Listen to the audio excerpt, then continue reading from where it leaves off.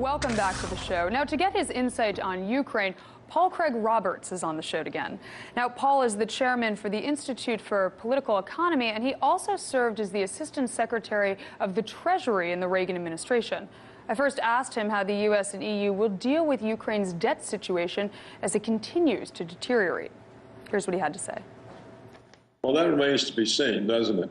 I expect probably sometime this year the Ukraine will collapse, both economically and militarily. You know, they've been very unsuccessful in their military assaults on the civilian areas. And their economy, they made such terrible decisions, spurning the arrangements they had with Russia, which kept them afloat. And they were expecting all this money to come to them from Europe and the Americans, and it hasn't. Because the way the West treats countries like that is to loot them. And so what happens is the IMF comes and says, look, we'll pay off your creditors for you, but then you'll owe us the money. So to pay us back, you have to do what was done to Greece.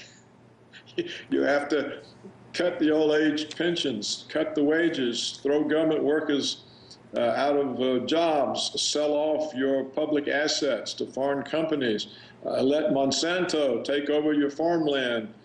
These kinds of conditions then are imposed and are at this moment being imposed on Ukraine, and they loot the country and drive people further into the ground. So I would say there's no prospect whatsoever for anything good to become of Ukraine.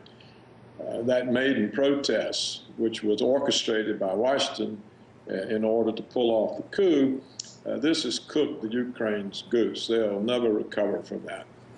So you mentioned the IMF, but I want to ask you point blank, how will Ukraine get the money that it needs in order to pay its debts? I mean, who will step in to help them, or will they ultimately default? What do you think? Well, you see, the question is, how do they pay their current creditors? They can't. So the IMF says, we'll lend you the money to pay them.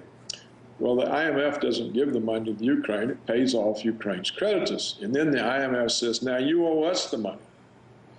And the only way that the Ukraine can pay the IMF is by what I said. They have to stop paying old age pensions. They have to stop paying the disability to Chernobyl victims. They have to cut support for schools, for health care. They have to sell any national assets they have. They have to sell off the farmland to Monsanto. And then they use that money to pay the IMF. So it's a process of looting. So how will the Ukraine pay back the IMF? It will pay it back by permitting the Western companies to loot the Ukraine and use the proceeds that it receives from the looting to pay the IMF. So the Ukraine will end up a colony. All its companies, its natural resources, its farmland, they'll all be owned by the West. Very interesting position. I know we're going to get a lot of thoughts on that, so thank you for stating it. But, you know, Ukraine says that they're going to address their energy needs by getting energy from elsewhere, potentially. Potentially Norway, that's on the table. But how realistic is that, and how cost-effective would it be for them? It's not realistic, and it's not cost-effective. And why would Norway, if the Ukrainians won't pay the Russians, why should Norway expect that the Ukrainians will pay them? So, you know, the trouble with the Ukraine is that it's been taken over by Washington. The government is Washington. They don't have an independent government. They're a vassal state. And Washington is using the Ukrainians in efforts to embarrass Russia, to cause Russia problems as excuse for sanctions against Russia. And the main purpose of the sanctions, Aaron, is not to hurt Russia. It's to break off the European economic and political relationships with Russia. Because Washington was afraid that the growing commerce between Europe and Russia, the growing good political relations, was pulling Western and Eastern Europe out of Washington's orbit. And so they said, okay, we're going to put a halt to that. And that's what the Ukraine is. That's what it's about. It's entirely to embarrass Russia, to use it for demonization, and to break up the relationships between Russia and Europe.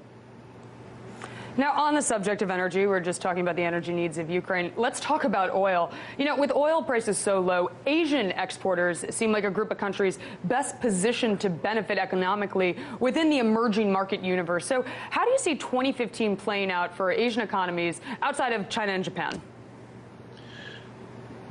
I don't know. You see, the trouble with economies when the market for consumer goods go down, like in the United States and in Europe, because they're suffering, they're in recession, and it's going to get worse.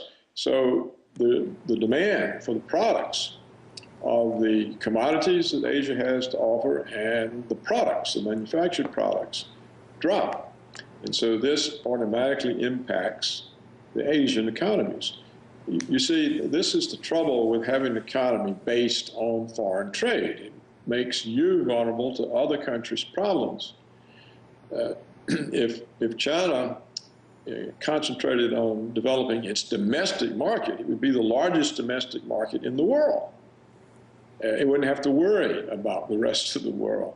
But when it based its growth model on exports and on globalization, on producing the products for other countries, then it is subject to what happens in those countries.